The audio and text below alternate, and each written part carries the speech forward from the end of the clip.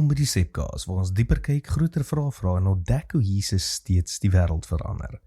Galasiërs 6 vers 7 tot 8 sê, moenie dwaal nie, God laat hom nie bespot nie, want net wat die mens saai, dit sal hy ook maai. Daar's 'n vreemde gedagte waarmee baie mense worstel. As God liefde is, waarom keer hy my nie altyd van myself nie? Waarom laat hy mense toe om verkeerde keuses te maak? Waarom gryp hy nie elke keer bonatuurlik in nie? Waarom stop hy nie elke verslawing, elke gebroke verhouding en elke rampspoed voordat dit gebeur nie?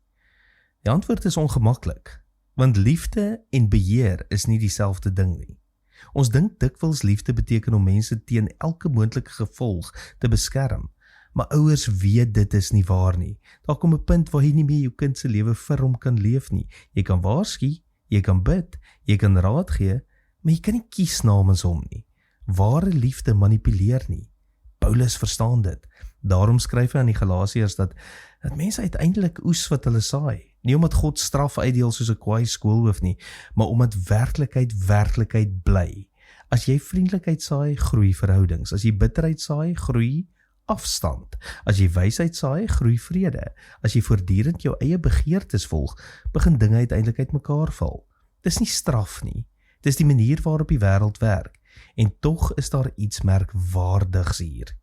God laat jou soms toe om die vrug van jou eie keuses te proe. Nie omdat hy jou weggegooi het nie, maar omdat hy jou terug wil wen.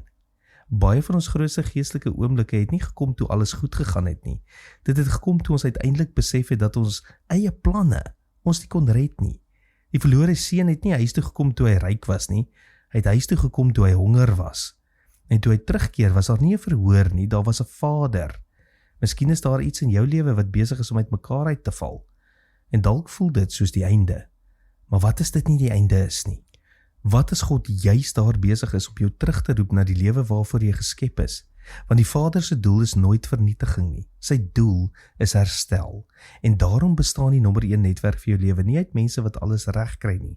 Dit bestaan uit mense wat ontdek het dat genade altyd groter is as hulle grootste mislukkings. En dat selfs wanneer liefde laat los, liefde nooit ophou lief hê nie.